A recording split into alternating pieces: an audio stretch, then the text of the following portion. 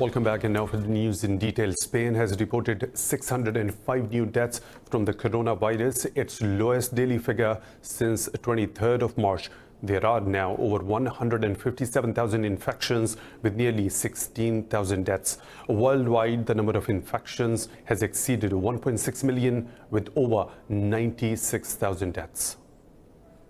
Despite signs of progress in several countries, coronavirus pandemic continues to ravage populations across the world. Belgium has reported 496 new deaths in the past 24 hours, bringing the number of fatalities to over 3,000. In the Netherlands, the number of cases has exceeded 23,000, while over 2,500 people have died. Meanwhile, British Prime Minister Boris Johnson has returned to a hospital ward from intensive care. But according to his spokesperson, Johnson's recovery is at an early stage. The situation isn't too different outside Europe. In Iran, 122 new fatalities have increased the toll to more than 4,200. The WHO has warned that some African countries could see a peak in coronavirus cases in the coming weeks. The Organization of Islamic Cooperation has urged member states to take immediate and decisive measures to combat the COVID-19 pandemic. Speaking at a virtual conference of members, Secretary General Yusuf Al-Uthaymeen said the OIC will utilize all resources to help fight the outbreak. Special Assistant to Pakistan's Prime Minister Zafar Mirza said the emergency situation requires a collective international response. He said Pakistan is effectively responding to the crisis. Mirza assured OIC member states of Pakistan's full cooperation in combating the pandemic. In Pakistan, the National Command and Operations Center held a daily meeting in Islamabad to discuss the developments related to the coronavirus pandemic. Chairing the session, Federal Minister for Planning and Development Asad Umar stressed the need to synergize all the efforts through one window operation. The meeting also discussed steps for the return of the stranded Pakistanis abroad. It said those who want to return will have to undergo a thorough screening process and necessary quarantine. It also decided the trade of essential goods with Afghanistan and Iran will continue under health guidelines.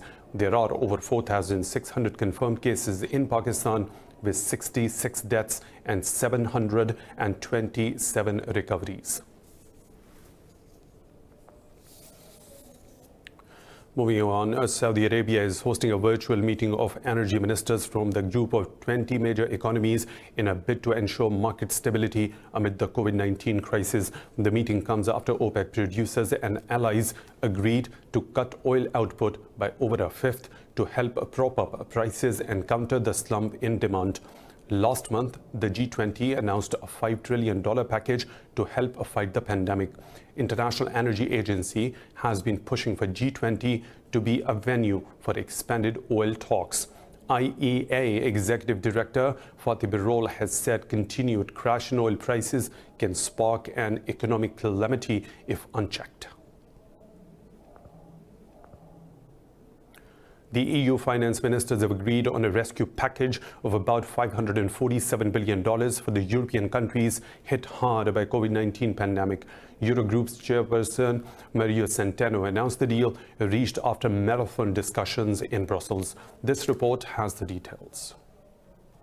The package agreed is less than $1.5 trillion European Central Bank had agreed on. Centeno said over $109 billion will be allocated to subsidize wages to retain jobs. The package also includes European Investment Bank instrument intended to supply about $219 billion of liquidity to companies. The ECB will also set credit lines over $262 billion. We would strive to make this pandemic crisis support operational within 2 weeks. Those were the three new European Union safety nets I wanted to talk about today. They add up to around €500 billion, a step change in the economic coordination within our union. The funds will be used from European Stability Mechanism to backstop states as they go on a spending spree to help economies back on their feet. The package will bring EU's top fiscal response to the epidemic to about $3.5 trillion. US-based watchdog the Human Rights Watch has called on India to repeal its controversial Citizenship Amendment Act. In a report, the body said Indian government's discriminatory laws and policies have spurred violence against Muslims. It said the act can threaten the citizenship rights of millions of Indian Muslims. The body said police failed to intervene when the government supporters attacked the protesters. It said law enforcement agencies have been quick to arrest those who staged peaceful protests against the government. The watchdog said India's ruling Bharatiya Janata Party's policies have created discriminations on the basis of religion. The controversial citizenship law sparked outrage among the religious minorities, which led to violent protests. Over 50 people were killed in Delhi during the clashes in March. In Indian-occupied Kashmir, the chemist shops and pharmacies are facing acute shortage of life-saving medicines due to continued lockdown by India. The valley has been under India's curfew and the communications blackout for the last 250 days. The supply of medicines to occupied Kashmir was badly hit after Modi-led government repealed the special status of the territory. The occupation authorities further tightened the siege on March the 18th when the first case of coronavirus was reported in the valley. Kashmiri media says people have been denied basic commodities after the stringent clampdown. In occupied Kashmir, Indian police have arrested several mourners who attended the funeral for a martyred youth. Sajjad Nawaz Dar was killed by occupation forces in the Sopore town of Baramulla district. Speaking to the media, a police official said that dozens of people have been nabbed and are liable to face strict action. He said more arrests would be made from Zanjir area of the town in coming days. Defying military siege and a lockdown, thousands of people, including women, participated in the funeral yesterday. Chanting freedom and pro-Pakistan slogans, they marched along the coffin of the martyred. Meanwhile, Indian troops continued the cordon and search operations in Kulgam, Shopian, Pulwama and other districts. In Afghanistan, 5 employees of the state-owned central bank have been killed in the western province of Herat. A police spokesperson said the employees were kidnapped while on their way from Kushan district in Herat to the center of the province. He said the employees did not coordinate their movement with security agencies. The Ministry of Interior Affairs spokesperson Tariq Aryan said Taliban were responsible for the incident. The Taliban have not commented on the allegation yet. Turkish forces say its forces have neutralized 6 PKK terrorists in multiple operations in northern Syria. In a tweet, the Ministry of Defense said the militants were trying to infiltrate terror-free zones. Turkish authorities often use the word neutralized to imply that terrorists in question surrendered or were killed or captured. The PKK is considered a terror organization by Turkey, the United States and the European Union. Ankara holds it responsible for the killing of over 40,000 people in a 30-year-long conflict. The European Union says it is ready to impose stricter sanctions on high-level Syrian regime officials. This follows a chemical arms watchdog's report accusing Damascus of dropping poisonous chlorine and sarin nerve gas on Hama in 2017. EU's foreign policy chief, Joseph Borrell, strongly condemned the use of chemical weapons by the Syrian regime. Borrell said that those identified as perpetrators of these horrible attacks need to be held accountable. Earlier, Turkish Foreign Ministry said the Syrian regime killed its own citizens for 9 years and must be held accountable. In a statement, the ministry said it is the prerogative of the UN and the international community to take necessary action. Chad's army says it has killed 1,000 Boko Haram militants during an operation against the armed group in Lake Chad border region. The army said 52 troops also died during the operation launched on March 31st. The army spokesperson said 50 motorized canoes of Boko Haram were also destroyed. He said the operation was launched after nearly 100 soldiers were killed in a Boko Haram attack last month. Chad's army said it has forced the fighters out of the country, completing the operation. Lake Chad is a vast marshy body of water where the borders of Niger, Nigeria, Chad and Cameroon meet. The western shores of the lake have been hit by armed fighters since Boko Haram launched a campaign of violence in 2009. The International Organization for Migration says it has rescued more than 200 illegal immigrants off the Libyan coast. In a tweet, the body said migrants were returned to Libya. The organization said the rescued migrants are still on the Libyan Coast Guard's vessel and have not yet disembarked due to the fighting in the area. It said a safe disembarkation mechanism is needed for the protection of the migrants. Libya has become a preferred departure point for migrants hoping to cross the Mediterranean Sea into Europe. IOM said there are currently 650,000 illegal immigrants in Libya, many of whom lack medical care and the basic needs. More stories to follow, but right after a short break. Stay tuned.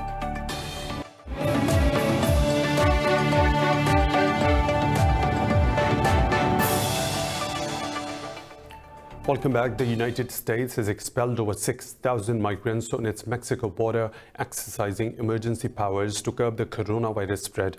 Issued in March, a public health order allows the officials to override immigration law to expedite a removal process. Speaking to the media, the U.S. Border Protection Commissioner said the decision has been made to protect the health of every American. Mark Morgan said nearly 10,000 Mexicans and Central Americans have been expelled to Mexico since 21st of March. The number of illegal border crossings has dropped amid travel restrictions across the region. In the United States, coffins are being buried in mass graves in New York City as the death toll from the coronavirus outbreak continues to rise. Officials say about 25 bodies a week are interred on Hart Island, but operations have now increased from 1 day a week to 5 days a week with around 24 burials each day. This is for the people whose families can't afford a funeral or who go unclaimed by their relatives. This comes as New York State reported more coronavirus cases than any single country. It has nearly 160,000 confirmed cases, of whom 7,000 have died. The US as a whole has recorded 462,000 cases and nearly 16,500 deaths. 50 crew members aboard France's sole aircraft carrier have tested positive for the new coronavirus. The Armed Forces Ministry said parts of the ship, the Charles de Gaulle, have been put in lockdown. It said 3 sailors have been evacuated to a military hospital in southern France. The aircraft carrier, which is equipped with its own intensive care facilities, has over 1,700 personnel on board. The nuclear-powered carrier is continuing its journey to Toulon when it is due to dock in the coming days. Hungary has prolonged a nationwide lockdown indefinitely to slow the spread of the coronavirus. In a video message on social media post, Prime Minister Viktor Orban urged citizens to stay home despite the Easter holidays. He said the government will review the need to maintain the lockdown each week. Orban said that municipal governments will be allowed to impose special restrictions that ensure local communities are protected. Hungary has officially recorded nearly 1,000 coronavirus cases and 66 deaths. Budapest acknowledges the number of actual cases is probably much higher. The country introduced stay-at-home orders last month. Taiwan has slammed accusations from WHO's chief that it passed racist remarks against him. Speaking in Taipei, a foreign ministry spokesperson said WHO's accusations against Taiwan do not represent reality. She said the WHO chief should apologize to the country. The spokesperson said Taiwan does not encourage its citizens to pass racist remarks. On Wednesday, WHO Director General Tedros Ghebreyesus rejected racist slurs against him, which he said had originated in Taiwan. Taiwan has taken effective measures against the coronavirus, logging just 379 cases and 5 deaths to date. UN Secretary General Antonio Guterres has called for unity among Security Council members in the face of the global coronavirus crisis. Speaking at the UNSC's first meeting on COVID-19, Guterres said the Council's engagement is critical to mitigating the peace and security implications of the pandemic. The UN chief said a signal of unity and resolve from the Council will count for a lot at this anxious time. He said the virus is potentially leading to an increase in social unrest and violence around the globe. Guterres said crisis has hindered international, regional, and national conflict resolution efforts exactly when they are needed the most. Meanwhile, U.S. Ambassador to the UN, Kelly Croft, said the most effective way to contain the pandemic is accurate, science-based data collection and analysis. Russia's UN envoy, Vasily Nebenzia, said countries need to put aside their differences and suspicions in order to defeat coronavirus. The International Atomic Energy Agency says a third of almost 30 countries around the world considering to adopt nuclear power are in Africa. As the continent faces power shortfalls and drought threats to hydropower, a growing range of African nations are considering a shift to nuclear energy. The IAEA said Ghana, Kenya, Egypt, Morocco, and Sudan have already engaged with the agency to assess their readiness to embark on a nuclear program. It said Algeria, Tunisia, Uganda, and Zambia are mulling the possibility. World Nuclear Association says at least 7 sub-Saharan African states have signed agreements to deploy nuclear power with backing from Russia. Christians around the world are marking Good Friday under lockdowns as mass congregations are cancelled amid the COVID-19 pandemic. Normally, tens of thousands of people attend the event, with Pope Francis leading Roman Catholics for the traditional Via Crucis around the Roman amphitheater. This report has the details. This year, streets around the Colosseum will be empty, and even Pope Francis will not turn up for the religious ceremony. Pope Francis will preside over the event in a small atrium of St. Peter's Basilica at the Vatican, instead of mass candlelight processions. We are celebrating the Good Friday, the commemoration of death to Jesus, in very difficult circumstances where death is talking a lot all over the world, also in our country here. And so it's important in a way in this place where this happened that we can pray this, commemorate this, and also to be united in the heart and the prayer for all those who are suffering and dying. In Jerusalem, the Vatican's apostolic administrator in the Holy Land called for prayer for people suffering and dying from the coronavirus. Colombia is one of the most biodiverse countries in the world and is home to over 50,000 animals and plants. But deforestation has spiked in recent years, with the illegal drug trade causing much of the damage. One environmental group is working with farmers to protect the country's natural heritage. More in this report. Of the 31,000 species categorized as endangered by the IUCN, 1,050 are native to Colombia. Of them, 187 are critically endangered. The drug trade is likely the biggest threat to these animals' habitats. The country is a major cocaine production hub, and nearly all of it is made in Colombia's jungles. I started to reason. The war that is going on is for coca, because coca is the root of all problems. For a kilo of coca we produce, which goes abroad or wherever, and after that kilo there is a lot of death. So I started studying the Bible and realizing that all this is against divine principles, so I made changes.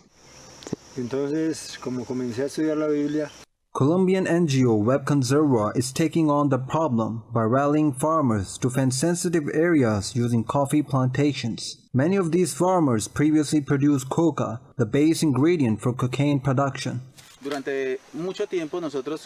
a long time we cultivated coca, and in an act of conscience we decided to switch to coffee crops to start generating a real economy in our region. We have fought for that, and now we are also articulating the social, environmental and economic issue. estamos también articulando. Web Conserva manager Carlos Valderrama says poor Colombians won't turn away from the drug trade without a viable alternative source of income. Colombia has designated 16% of its land territory, or 18.6 million hectares, as protected territory. Despite this, hundreds of thousands of hectares of forest land continue to be destroyed every year.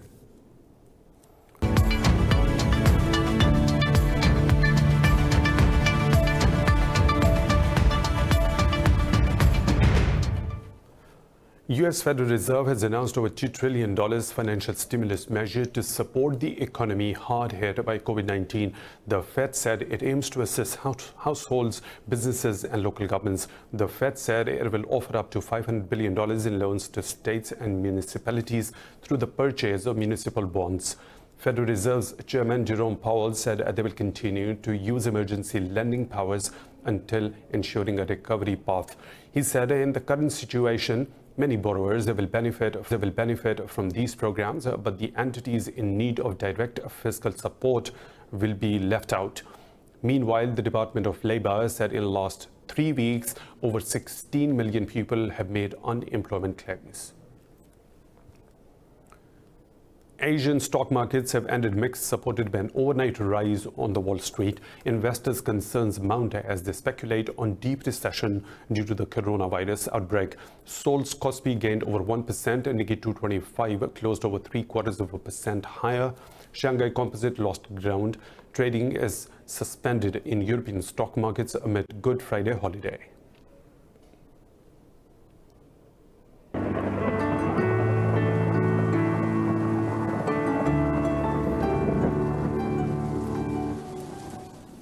And now the weather situation from around the globe.